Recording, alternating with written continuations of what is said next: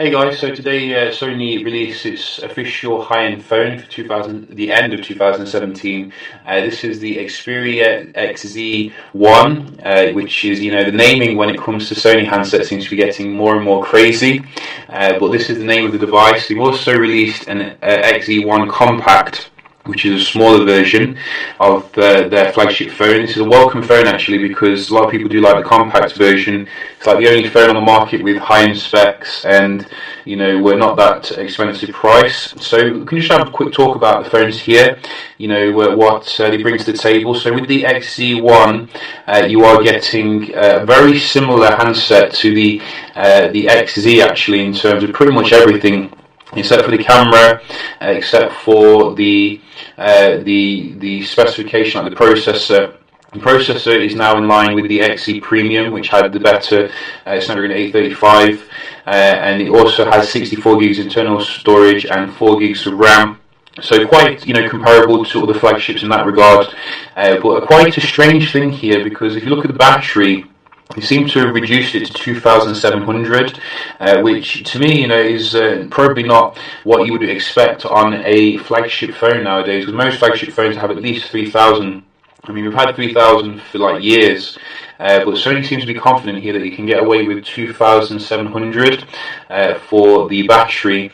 I don't think it's going to be a huge deal when it comes to the XZ1 Compact, because the XZ1 Compact is only coming with a 720p display, which isn't a huge deal with such a small display. I think some people would have liked to have seen a full HD, but they have kept it at that pretty much, for ages now. So I think the battery will be decent for the XZ1 Compact, but when it comes to the main, XZ1 here, I think this is not going to be a good battery life phone, which kind of kills my enthusiasm for the device, because with the XZ Premium you are getting a good battery.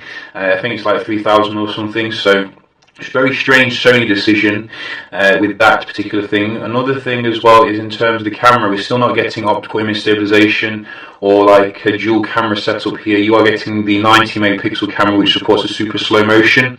I have found, using it, it's a very good camera in terms of the, daylight shooting, but it does suffer because of the lack of, optical image stabilization for low light.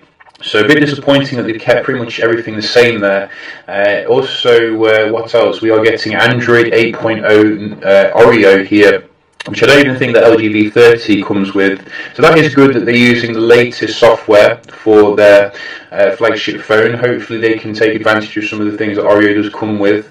But overall, I think this is a little bit underwhelming flagship here from Sony. I was expecting a little bit more.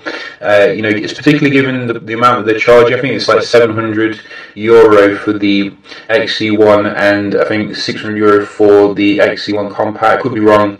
But to me, it's like there's very little motivation to buy this, particularly as it doesn't come with a fingerprint sensor for certain markets.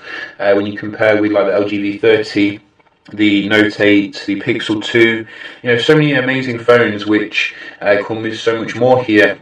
So, I think that's what I think in regards to this handset. I am a Sony fan and I do want them to do well, but the way they're going, to me, it's like they're going to go, the VAL route when it came to the laptops. Like, you don't have any VAL laptops anymore, and that is a shame really, because they used to have some really nice designs. So yeah, these are the XZ1 and the XZ1 Compact. What do you think? Are you going to be getting them? Do let me know. I hope you found the video helpful, and I'll see you in the next one.